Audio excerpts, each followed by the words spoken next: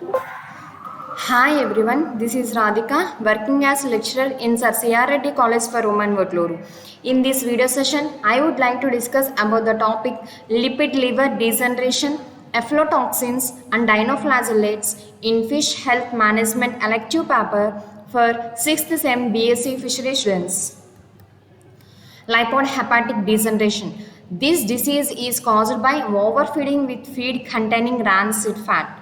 Rancid fat ఉన్న ఫీడ్ని over ఫీడ్గా ఇవ్వడం వల్ల ఈ డిసీజ్ అనేది కాజ్ అవుతుందని చెప్తున్నారు. The liver becomes yellowish brown. Liver అనేది ఎల్లోయిష్ బ్రౌన్ కింద అయిపోతుంది. The liver is swollen with rounded edges. Liver అనేది స్వోలన్ అవుతుందన్నమాట రౌండెడ్ ఎడ్జెస్తో. The liver cells are infiltrated with lipid. Liver cells అనేవి లిపిడ్తో ఇన్ఫిల్ట్రేట్ అవుతాయి అన్నమాట.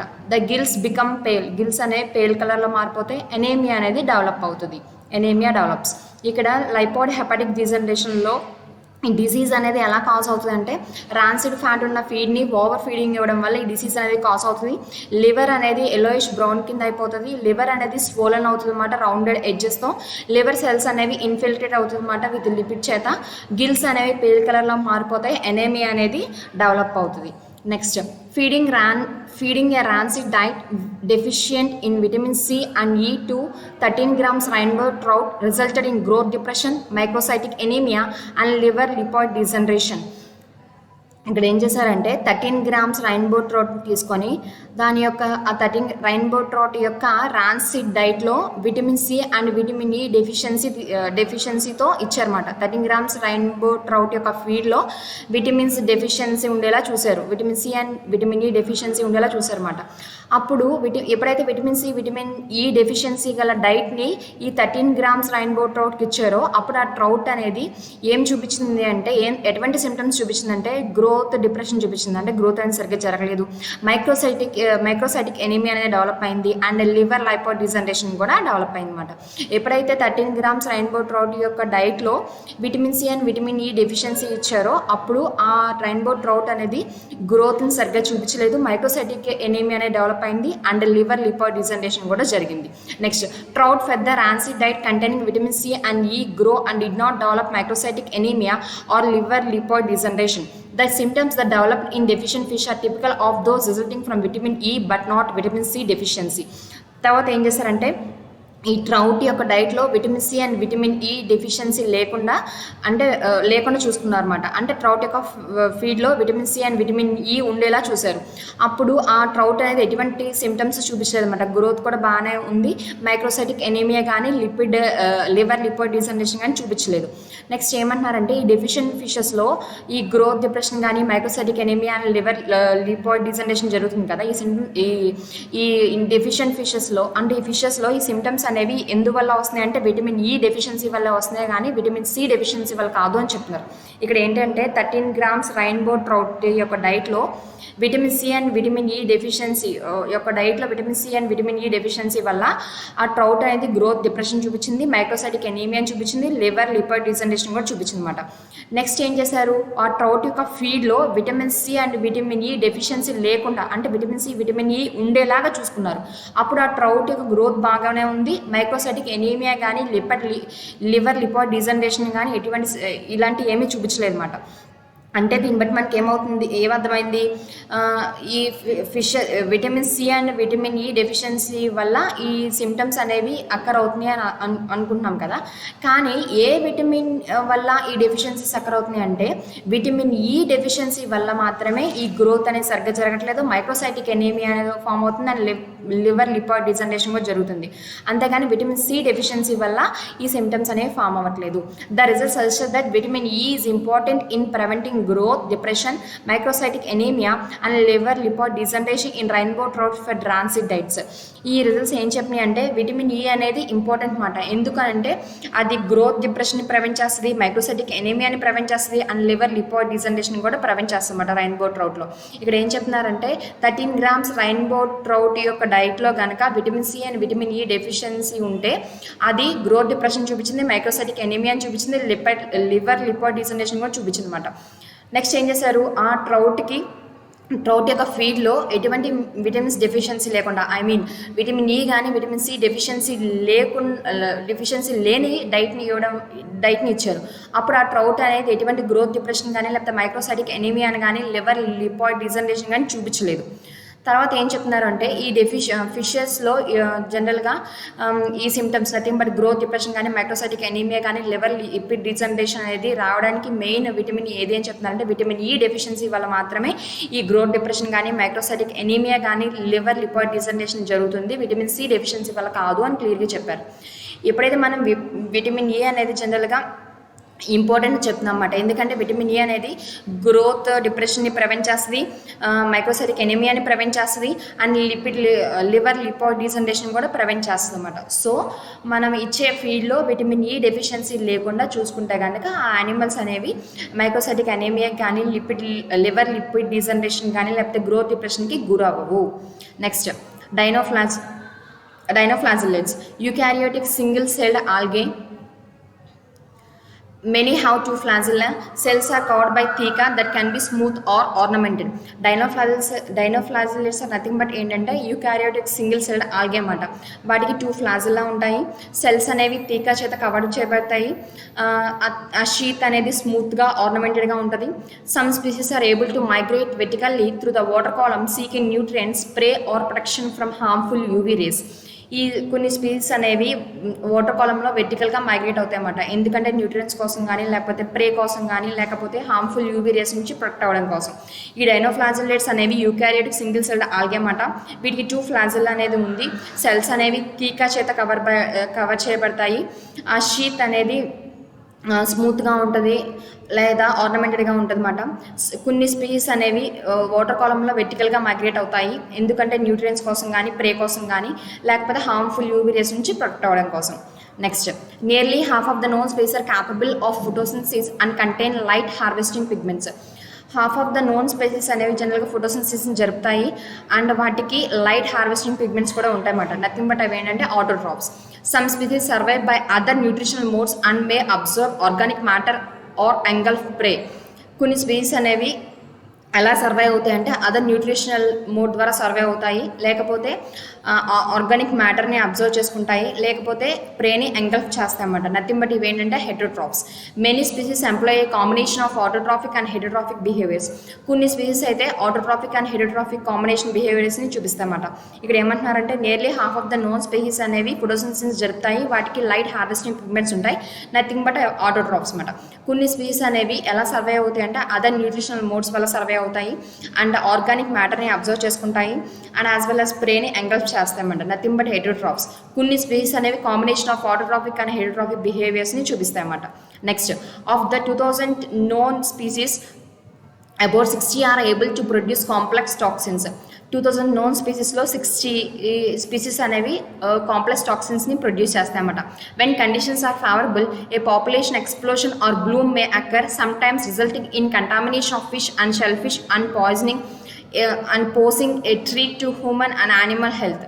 ఇక్కడ ఏమంటున్నారంటే ఎప్పుడైతే కండిషన్స్ అనేవి ఫేవరబుల్గా ఉన్నాయో పాపులేషన్ ఎక్స్ప్లోషన్ కానీ లేకపోతే బ్లూమ్ అనేది అక్కర్ అవుతుంది అన్నమాట. అయినప్పుడు ఏమవుద్ది అంటే ఫిష్ అండ్ షెల్ ఫిష్ అనేది కంటామినేట్ అయిపోతుంది.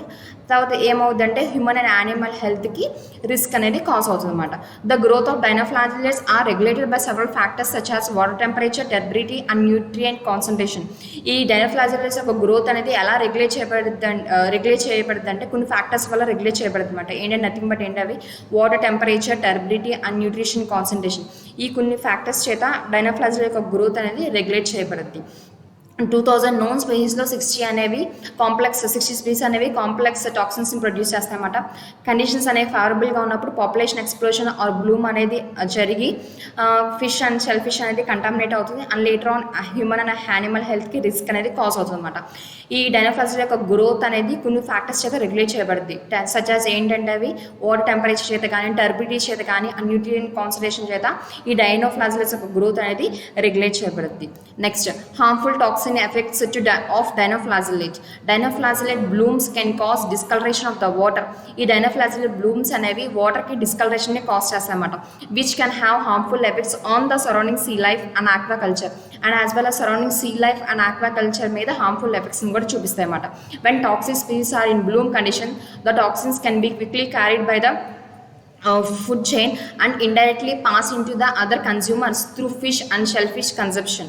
ఇక్కడ ఏమవుతుందంటే టాక్సిక్ స్పేస్ అనేవి బ్లూమ్ కండిషన్స్లో ఉన్నప్పుడు ఈ టాక్సిన్స్ అనేవి క్విక్గా క్యారీ చేయబడతాయి అన్నమాట ఫుడ్ చైన్ ద్వారా, అండ్ ఇండైరెక్ట్గా పాస్ అవుతాయి అన్నమాట కన్జ్యూమర్స్కి through fish and shellfish consumption ద్వారా ఇండైరెక్ట్గా కన్జ్యూమర్స్కి పాస్ అవుతాయి అన్నమాట. Sometimes resulting in gastrointestinal disorders, permanent neurological damage or even death. కొన్నిసార్లు అయితే గ్యాస్ట్రోఇంటెస్టైనల్ డిజార్డర్స్ వస్తాయి, పర్మనెంట్ న్యూరోలాజికల్ డ్యామేజ్ జరుగుతుంది, ఒక్కోసారి అయితే డెత్ అనేది కూడా అక్కడ అవుతుంది అనమాట. Some dinoflagellate species produce toxins that can kill both the fin fish and shrimp and indirectly to other consumers. ఈ కొన్ని డైనోఫ్లాజెల్లే స్పీసీస్ అనేవి టాక్సిన్స్ని ప్రొడ్యూస్ చేసి బోత్ ఫిన్ ఫిష్ అండ్ ష్రింప్ని కిల్ చేస్తాయి and as well as other కన్జ్యూమర్స్ని కూడా ఇండైరెక్ట్గా కిల్ చేస్తాయి అన్నమాట. ఇక్కడ ఏం చెప్పుకుంటున్నాం మనం, హార్మ్ఫుల్ టాక్సిన్ ఎఫెక్ట్స్ ఆఫ్ డైనోఫ్లాజెల్లేట్స్లో డైనోఫ్లాజెలేట్ బ్లూమ్స్ అనేవి వాటర్కి డిస్కలరేషన్ని కాజ్ చేస్తాయి and surrounding sea life and ఆక్వాకల్చర్కి హార్మ్ఫుల్ ఎఫెక్ట్స్ని కాజ్ చేస్తాయి అన్నమాట. ఎప్పుడైతే టాక్సిక్ స్పీసీస్ అనేవి బ్లూమ్ కండిషన్లో ఉన్నాయో ఆ టాక్సిన్స్ అనేవి ఫుడ్ చైన్ ద్వారా, ఎప్పుడైతే టాక్సిక్ స్పీసీస్ అనేవి బ్లూమ్ కండిషన్స్లో ఉన్నాయో ఈ ఫుడ్ చైన్ అనేది ఆ టాక్సిన్స్ని క్విక్గా క్యారీ చేసి కన్జ్యూమర్స్కి ఇండైరెక్ట్గా పాస్ చేస్తుంది అన్నమాట. Fish and shellfish through fish and shellfish consumption. Fish and shellfish కన్సంప్ట్ చేసినప్పుడు జనరల్గా ఇక్కడ ఏం చెప్తున్నారంటే టాక్సిక్ స్పీస్ అనేవి బ్లూమ్ కండిషన్స్లో ఉన్నప్పుడు టాక్సిన్స్ ఫుడ్ చైన్ అనేది టాక్సిన్ని క్విక్గా క్యారీ చేస్తుంది అండ్ ఇండైరెక్ట్గా పాస్ అవుతుంది అన్నమాట కన్జ్యూమర్స్కి. ఎలా అంటే through fish and shellfish consumption ద్వారా ఇండైరెక్ట్గా కన్జ్యూమర్స్కి పాస్ అవుతుంది అన్నమాట. సమ్ టైమ్స్ గ్యాస్ట్రోఇంటెస్టైనల్ డిజార్డర్స్ కానీ పర్మనెంట్ న్యూరోలాజికల్ డ్యామేజ్ కానీ డెత్ కూడా జరుగుతుందని చెప్తున్నారు. ఈ కొన్ని డైనోఫ్లాజెల్లే స్పీసీస్ అనేవి టాక్సిన్స్ ప్రొడ్యూస్ చేస్తాయి, అవి ఫిన్ ఫిష్ అండ్ ష్రింప్ని కిల్ చేస్తాయి అండ్ యాజ్ వెల్ యాజ్ కన్జ్యూమర్స్ని కూడా ఇండైరెక్ట్గా కిల్ చేస్తాయి అన్నమాట. ఇక్కడ ఏం చెప్తున్నారంటే టాక్సిక్ స్పీసీస్ అనేవి ఎప్పుడైతే బ్లూమ్ కండిషన్స్లో ఉన్నప్పుడు టాక్సిన్స్ అనేవి క్విక్గా క్యారీ చేయబడతాయి అన్నమాట ఫుడ్ చైన్ ద్వారా. నెక్స్ట్ అవి ఇండైరెక్ట్గా పాస్ అవుతాయి అన్నమాట కన్జ్యూమర్స్కి. ఎలా ఫిష్ అండ్ షెల్ఫిష్ని కన్జ్యూమ్ చేసినప్పుడు అవి ఇండైరెక్ట్గా కన్జ్యూమర్స్కి పాస్ అవుతాయి. అప్పుడు ఏమవుతాయి గ్యాస్ట్రోఇంటెస్టైనల్ డిజార్డర్స్ కానీ పర్మనెంట్ న్యూరోలాజికల్ డ్యామేజ్ కానీ డెత్ కానీ జరుగుతుందని చెప్తున్నారు. Next there are different types of harmful dinoflagellate blooms. Different types of harmful dinoflagellate blooms ఉన్నాయని చెప్తున్నారు. అవి ఏంటి అంటే Gonyaulax polygramma cause oxygen depletion. ఈ గోనియులాస్ పాలిగ్రామా అనేది ఆక్సిజన్ డిప్లీషన్ కాజ్ చేస్తుంది. నెక్స్ట్ డైనోఫైసిస్ ఎక్యూటా స్పీసీస్ అనేది డైఎర్హిటిక్ షెల్ఫిష్ పాయిజనింగ్ కాజ్ చేస్తుంది. Next Gambierdiscus toxicus Ostreopsis mascarenensis ciguatera fish poisoning cause చేస్తామన్నమాట. Next Alexandrium catenella species paralytic shellfish poisoning, Karenia brevis species neurotoxin shellfish poisoning, Gymnodinium mikimotoi harmful to fish shrimp and marine invertebrates. ఇవన్నీ ఏంటంటే different types of harmful dinoflagellate blooms మాట. Next harmful effects of dinoflagellate to shrimp health.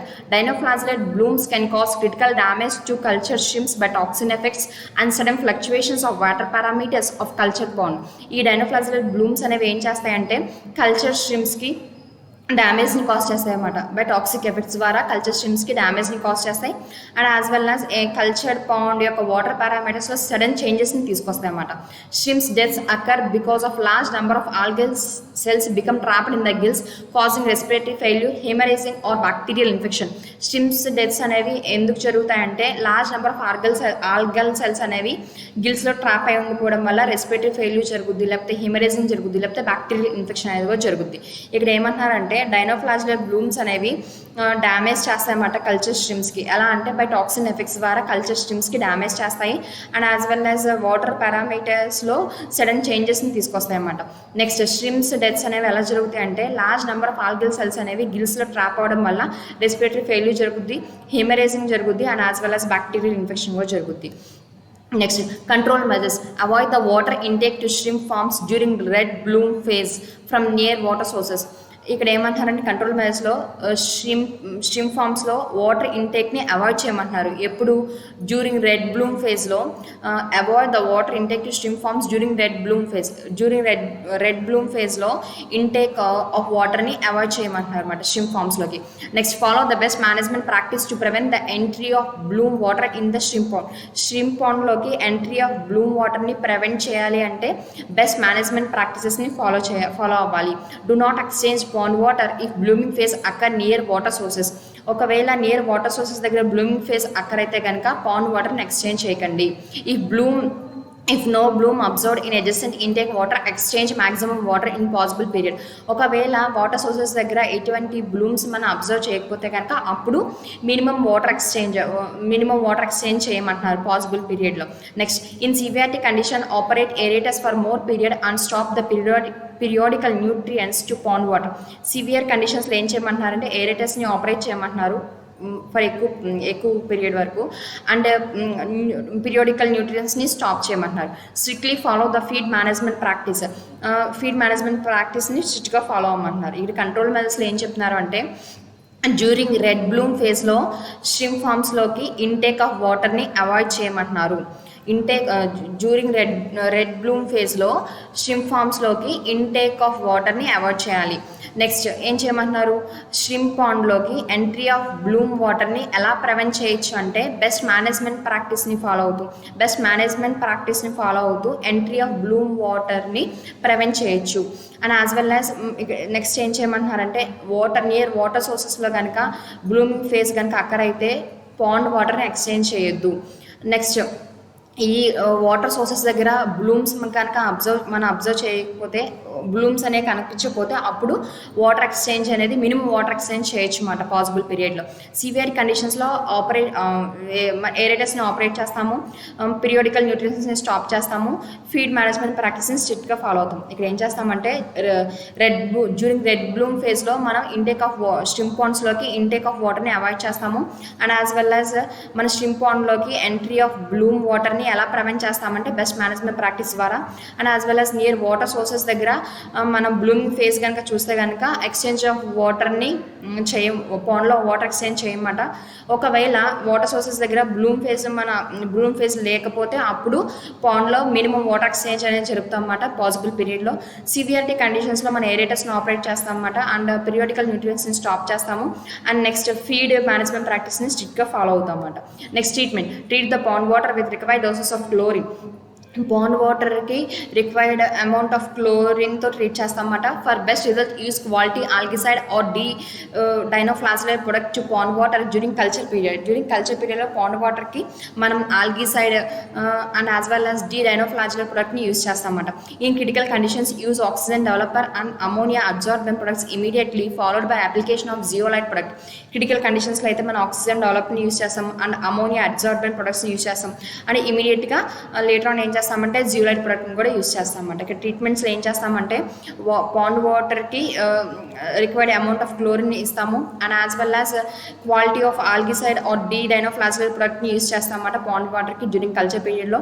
Critical కండిషన్స్లో oxygen developer and ammonia absorbent ప్రొడక్ట్స్ని use చేస్తాం and ఇవి use చేసిన ఇమీడియట్గా zeolite ప్రొడక్ట్ని కూడా యూస్ చేస్తామన్నమాట.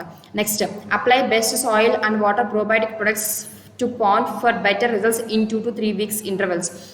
Best soil and water ప్రోబయోటిక్స్ని పాండ్కి use చేస్తాం అన్నమాట ఫర్ బెటర్ రిజల్ట్స్ కోసం. Best soil and water probiotic ప్రొడక్ట్స్ని పాండ్కి యూజ్ చేస్తాం అన్నమాట ఫర్ బెస్ట్ రిజల్ట్స్ కోసం అన్నమాట. Also application of soluble aluminium iron compound have greater effectiveness for removing phosphorus from pond nutrition concentration and controlling dinoflagellicide growth. మనం ఏం చేస్తామంటే సాల్యుబుల్ అల్యూమినియం ఐరన్ కాంపౌండ్ని కూడా యూజ్ చేస్తాం అన్నమాట. ఎందుకు అంటే అది ఈ ఫాస్ఫరస్ని రిమూవ్ చేస్తుంది and as well as dinoflagellicide యొక్క గ్రోత్ని కంట్రోల్ చేస్తుంది. ఇక్కడ మనం best soil and water probiotic ప్రొడక్ట్స్ని యూజ్ చేస్తాం అన్నమాట పాండ్కి ఫర్ బెటర్ రిజల్ట్స్ కోసం and as well as soluble aluminium ఐరన్ని కూడా యూజ్ చేస్తామన్నమాట. అదేం చేస్తుందంటే ఫాస్ఫరస్ని రిమూవ్ చేస్తుందన్నమాట ఫ్రమ్ పాండ్ న్యూట్రిషన్ కాన్సన్ట్రేషన్ నుంచి and as well as dinoflagellicide యొక్క గ్రోత్ని కూడా కంట్రోల్ చేస్తుంది. Next, aflatoxins. Introduction. Aflatoxin is a toxic compound produced by Aspergillus flavus and Aspergillus parasiticus. Aflatoxin అనేది టాక్సిక్ కాంపౌండ్. అది ఎలా ప్రొడ్యూస్ అవుతుంది అంటే Aspergillus ఫ్లావస్ Aspergillus flavus and Aspergillus పారాసిటికస్ అనేవి produce చేస్తాయన్నమాట. Aflatoxicosis is a disease that can affect many species of fish and shellfish and results when feed contaminated with aflatoxins is eaten by the fish. Aflatoxicosis అనేది disease మాట. అది చాలా species of fish and shell ఫిష్ని effect చేస్తుంది. Aflatoxicosis అనేది ఎప్పుడు అక్కర్ అవుతుందంటే ఎప్పుడైతే ఫిషెస్ కానీ లేకపోతే షెల్ ఫిషెస్ అనేవి వాటి యొక్క ఫీడ్ అనేది ఎఫ్లోటాక్సిన్తో కంటామినేట్ అయిందో అప్పుడు ఎఫ్లోటాక్సికోసిస్ అనే డిసీజ్ అనేది అక్కర్ అవుతుంది అనమాట. The first documented incidence of aflatoxicosis affecting fish health అక్కడ in 1960s in trout hatcheries. First time aflatoxicosis అనేది ఎక్కడ అబ్జర్వ్ చేశారు అంటే ట్రౌట్ హ్యాచరీస్లో ఇన్ ద ఇయర్ 1960sలో అనమాట. Domesticated rainbow trout that were fed a pelleted feed prepared with cotton seed meal contaminated with aflatoxin developed liver tumors. ఈ domesticated rainbow troutకి ఫీడ్ని ఇచ్చారన్నమాట, పెల్లెటెడ్ feed ఇచ్చారు. అది కాటన్ సీడ్తో ప్రిపేర్ చేయబడింది. ఎప్పుడైతే ఆ మీల్ అనేది ఎఫ్లోటాక్సిన్తో కంటామినేట్ అయిందో అప్పుడు లివర్ ట్యూమర్స్ అనేవి డెవలప్ అయినాయి అనమాట. ఇక్కడ ఎఫ్లోటాక్సిన్ అనేది ఒక toxic compound Aspergillus flavus and Aspergillus parasiticus చేత ప్రొడ్యూస్ అవ్వబడుద్ది. ఇక ఎఫ్లోటాక్సిన్ అనేది టాక్సిక్ కాంపౌండ్ ఎలా ప్రొడ్యూస్ అవుతుంది అంటే ఆస్పర్గిల్లస్ ఫ్లావస్ అండ్ ఆస్పర్గిల్లస్ పారాసిటికస్ ద్వారా ఇది ఎఫ్లోటాక్సిన్ అనేది ప్రొడ్యూస్ అవుతుంది అనమాట. ఎఫ్లోటాక్సికోసిస్ అనేది ఒక డిసీజ్. ఆ డిసీజ్ అనేది ఈ డిసీజ్ అనేది మెనీ స్పీస్ ఆఫ్ ఫిష్ని అండ్ షెల్ ఫిష్ని ఎఫెక్ట్ చేస్తుంది. ఎఫ్లోటాక్సికోసిస్ అనేది ఎప్పుడు అక్కర్ అవుతుంది అంటే ఎప్పుడైతే ఫిషెస్ ఆర్ షెల్ ఫిషెస్ యొక్క ఫీడ్ అనేది ఎఫ్లోటాక్సిన్తో కంటామినేట్ అయిందో అప్పుడు ఆ ఫిషెస్ కానీ షెల్ ఫిషెస్ కానీ ఎఫ్లోటాక్సికోసిస్ అనే డిసీజ్ అనేది అక్కర్ అవుతుంది. నెక్స్ట్, ఎఫ్లోటాక్సికోసిస్ అనేది ఒక డిసీజ్. అది చాలా స్పీస్ ఆఫ్ ఫిష్ని షెల్ ఫిష్ని ఎఫెక్ట్ చేస్తుంది. ఎఫ్లోటాక్సికోసిస్ అనేది ఎలా అక్కర్ అవుతుందంటే ఎప్పుడైతే ఫిషెస్ కానీ షెల్ ఫిష్ యొక్క ఫీడ్ కానీ ఎఫ్లోటాక్సిన్తో కంటామినేట్ అవుతుందో అప్పుడు ఎఫ్లోటాక్సికోసిస్ అనేది అక్కర్ అవుతుంది. ఫస్ట్ ఎక్కడ అబ్జర్వ్ చేశారంటే ట్రౌట్ హ్యాచరీస్లో 1960sలో అబ్జర్వ్ చేశారన్నమాట. డొమెస్టికేటెడ్ rainbow trout యొక్క ఫీడ్ అనేది పెల్లెటెడ్ ఫీడ్ ప్రొవైడ్ చేశారు. అది ప్రిపేర్డ్ విత్ కాటన్ సీడ్ అనమాట. ఎప్పుడైతే దాని యొక్క మీల్ అనేది ఎఫ్లోటాక్సిన్తో కంటామినేట్ అయిందో అప్పుడు లివర్ ట్యూమర్స్ అనేవి డెవలప్ అయినాయి అనమాట. Aflatoxin B1 is known to be the most significant form that cause serious risk to animals and human health. Aflatoxin B1 అనేది మోస్ట్ సిగ్నిఫికెంట్. అది ఏం కాజ్ చేస్తుంది? సీరియస్ రిస్క్ టు అది యానిమల్స్ అండ్ హ్యూమన్ హెల్త్కి serious రిస్క్ని cause చేస్తుంది అనమాట. The carcinogenic effect of aflatoxin B1 has been studied in fishes such as salmon, rainbow trout, channel catfish, tilapia, guppy and Indian major carps and Penis monodon. ఈ ఎఫ్లోటాక్సిన్ B1 యొక్క carcinogenic effect అనేది చాలా fishes study చేశారన్నమాట. వేటిలో అంటే సాల్మన్లో, rainbow troutలో, canal క్యాట్ఫిష్లో, తిలాపియాలో, గుప్పిలో అండ్ Indian major carps and Penaeus మోనోడాన్లో ఎఫ్లోటాక్సిన్ B1 యొక్క కార్సినోజెనిక్ ఎఫెక్ట్ని స్టడీ చేశారు. Next, factors that increase the production of aflatoxins in feed include environmental temperatures above 27 degrees centigrade, humidity levels greater than 62% and moisture levels in the feed above 14%. Factors that increase the production of aflatoxins in feeds. ఏ factors అనేవి factors that increase the production of aflatoxin in ఫీడ్స్లో aflatoxin యొక్క production అనేది increase అవ్వడానికి ఏ factors అనేవి helpful అవుతుంది అంటే environmental temperature above 27 degrees ఉన్నప్పుడు and humidity levels greater than 62% ఉన్నప్పుడు and moisture levels in the feed above 14% ఉన్నప్పుడు. ఎన్విరాన్మెంటల్ టెంపరేచర్ అనేది 27 degrees కన్నా ఎక్కువ ఉన్నప్పుడు, హ్యూమిడిటీ లెవెల్స్ అనేవి 62% కన్నా ఎక్కువ ఉన్నప్పుడు, మాయిశ్చర్ లెవెల్స్ అనేవి అబౌవ్ 14% ఉన్నప్పుడు ఇలాంటి కండిషన్స్లో ఫీడ్లో ఎఫ్లోటాక్సిన్ యొక్క ప్రొడక్షన్ అనేది ఇంక్రీజ్ అవుతుంది అని చెప్తున్నారు. The extent of the contamination will vary with geographic location, feed storage practices and processing methods. ఈ కంటామినేషన్ యొక్క ఎక్స్టెంట్ అనేది వ్యారీ అవుతుంది అన్నమాట. జియోగ్రఫిక్ లొకేషన్ బట్టి, ఫీడ్ స్టోరేజ్ ప్రాక్టీసెస్ని బట్టి, అండ్ ప్రాసెసింగ్ మెథడ్స్ని బట్టి ఈ ఎక్స్టెంట్ ఆఫ్ కంటామినేషన్ వ్యారీ అవుతుంది. Improper storage is one of the most important factors favouring the growth of aflatoxin. Growth of ఎఫ్లోటాక్సిన్కి ఇంపార్టెంట్ ఫ్యాక్టర్ ఏంటంటే ఇంప్రాపర్ స్టోరేజ్ అని చెప్తున్నారు. Next, ఎఫ్లోటాక్సిన్ can cause disease indirectly through their effects on essential nutrients in diet. ఎఫ్లోటాక్సిన్ అనేది డిసీజ్ని ఇండైరెక్ట్గా cause చేస్తుందన్నమాట. ఎలా అంటే ఎఫ్లోటాక్సిన్ దాని యొక్క ఎఫెక్ట్ని ఎసెన్షియల్ న్యూట్రియంట్స్ మీద చూపించి డిసీజ్ని ఇండైరెక్ట్గా కాజ్ చేస్తుందన్నమాట. For example fat soluble antioxidants such as vitamin C and for example fat soluble antioxidants such as vitamin C necessary for immune function and thiamine for metabolism, nervous function in feed can be destroyed by those toxins. ఇప్పుడు for example ఈ soluble antioxidants such as vitamin C and thiamine, ఫీడ్లో ఉన్న ఈ vitamin C and థైమిన్ని కూడా ఈ toxins అనేవి destroy చేస్తాయన్నమాట. Aflatoxin depresses the immune system making fish more susceptible to bacteria, viral or parasitic diseases. Aflatoxins అనేవి immune సిస్టమ్ని depress చేసి ఫిష్ అనేది ఫిష్ని బ్యాక్టీరియా కానీ వైరల్ ఆర్ పారాసిటిక్ డిసీజ్కి ఎక్స్పోజ్ అయ్యేలా చేస్తుందన్నమాట. However one fish eat feed contaminated with aflatoxin, different kinds of adverse condition can observe in fish such as.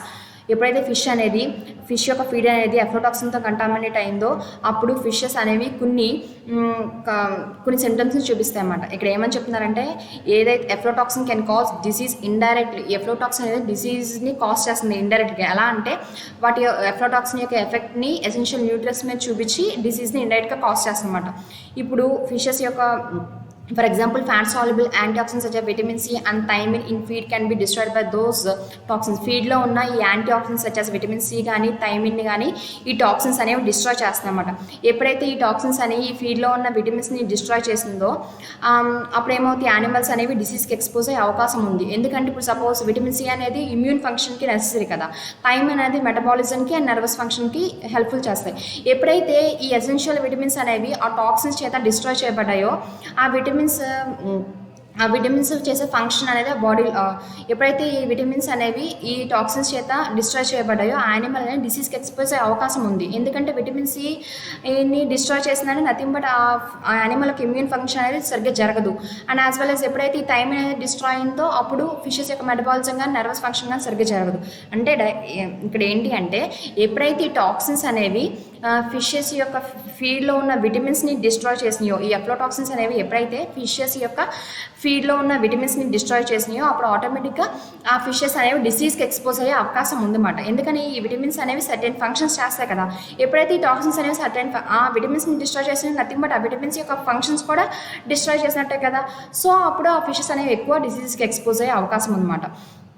ఏవైతే ఫిషెస్ అనేవి ఎఫ్లోటాక్సిన్తో ఎక్స్పోజ్ అయిన ఫీడ్ని తీసుకున్నాయో అప్పుడు ఫిషెస్ అనేవి ఎటువంటి సిమ్టమ్స్ చూపిస్తాయంటే లివర్ ట్యూమర్ని చూపిస్తాయి అన్నమాట, రెడ్యూస్ గ్రోత్ అండ్ ఎపిటైట్ చూపిస్తాయి, టిష్యూ అబ్నార్మాలిటీ ఆర్ రిలేషన్స్ చూస్తామన్నమాట లివర్స్ మీద. Aflatoxin can cause about 60% of the total fish mortality in any production system. Aflatoxin అనేది జనరల్గా 60% మార్టాలిటీని కాజ్ చేస్తుంది అనమాట ఏ సిస్టంలో అయినా. The extent of the disease caused by consumption of ఎఫ్లోటాక్సిన్స్ depends upon the age and species of the fish. ఈ disease యొక్క తీవ్రత అనేది దేని మీద జనరల్గా ఫిషెస్ అనేవి ఎప్పుడైతే ఎఫ్లోటాక్సిన్ చేత కంటామినేట్ అయిన మీల్ని తీసుకున్నాయో అప్పుడు ఫిషెస్ అనేవి డిసీజ్ గురవుతాయి. ఆ డిసీజ్ యొక్క తీవ్రత అనేది దేని మీద డిపెండ్ అవుతుంది అంటే ఫిష్ యొక్క ఏజ్ మీద అండ్ ఫిష్ యొక్క స్పీసీస్ మీద డిపెండ్ అవుతుంది అనమాట. Fry are more susceptible to aflatoxicosis than adults. Fry అనేవి ఎక్కువ డిసీజ్కి ఎఫ్లోటాక్సిస్కి ఎక్స్పోజ్ అవుతాయి అన్నమాట కంపేర్ టు ద అడల్ట్స్. ఇక్కడ ఏమంటున్నారు అంటే ఎప్పుడైతే ఈ విటమిన్స్ ఈ ఫిష్ యొక్క మీల్లో ఉన్న విటమిన్స్ ఇక్కడ మనం ఎప్పుడైతే ఈ టాక్సిన్స్ అనేవి ఈ ఫీడ్ని డిస్ట్రాయ్ చేసినాయో అంటే నథింగ్ బట్ ఫీడ్లో ఉన్న విటమిన్స్ని డిస్ట్రాయ్ చేసినాయో అప్పుడు ఆటోమేటిక్గా ఫిషెస్ అనేవి డిసీజ్కి ఎక్స్పోజ్ అయ్యే అవకాశం ఉంది. ఎందుకంటే విటమిన్స్ అనేవి సర్టెన్ ఫంక్షన్స్ చేస్తాయి కదా. ఎప్పుడైతే ఈ టాక్సిన్స్ అనేవి ఆ విటమిన్స్ని డిస్ట్రాయ్ చేసినాయో అండ్ నథింగ్ బట్ ఇండైరెక్ట్గా ఆ విటమిన్స్ యొక్క ఫంక్షన్ కూడా డిస్ట్రాయ్ అయిపోతుంది కదా. సో అప్పుడు ఆ యానిమల్ అనేది ఎక్కువ డిసీజ్కి ఎక్స్పోజ్ అయ్యే అవకాశం ఉంది. ఇక్కడ మీరు చూస్తే కనుక విటమిన్ సి అనేది ఇమ్యూన్ ఫంక్షన్కి హెల్ప్ఫుల్ అవుతుంది. ఎప్పుడైతే ఈ టాక్సిన్ అనేది విటమిన్ సిని డిస్ట్రాయ్ చేస్తుందంటే అక్కడ ఇమ్యూన్ ఫంక్షన్ అనేది జరగదు. అండ్ యాజ్ వెల్ యాజ్ ఎప్పుడైతే టాక్సిన్ థైమిన్ డిస్ట్రాయ్ చేస్తుందంటే అక్కడ మెటబాలిజం జరగదు, నర్వస్ ఫంక్షన్ జరగదు. ఈ థైమిన్ ఉండడం వల్లే కదా ఆర్గానిజంలో మెటబాలిజం అండ్ నర్వస్ ఫంక్షన్ అనేది జరుగుతుంది. And as well as vitamin C ఉండడం వల్లే కదా ఇమ్యూన్ ఫంక్షన్ అనేది జరుగుతుంది. సో ఎప్పుడైతే ఈ ఎసెన్షియల్ విటమిన్స్ అనేవి ఈ టాక్సిన్స్ చేత డిస్ట్రాయ్ చేయబడ్డాయో అప్పుడు యానిమల్ అనేది ఎక్కువ డిసీజ్కి ఎక్స్పోజ్ అవుతుంది అనమాట. ఎందుకని ఇమ్యూన్ సిస్టమ్ లేదు సరిగ్గా, అక్కడ విటమిన్ సి డిస్ట్రాయ్ అయిందంటే నథింగ్ బట్ ఇమ్యూన్ ఫంక్షన్ సరిగ్గా జరగట్లేదు, సో డిసీజ్కి ఎక్స్పోజ్ అవుతుంది. And as well thiamine destroy అయిందంటే మెటబాలిజం సరిగ్గా జరగదు, నర్వస్ ఫంక్షన్ కూడా జరగదు అనమాట.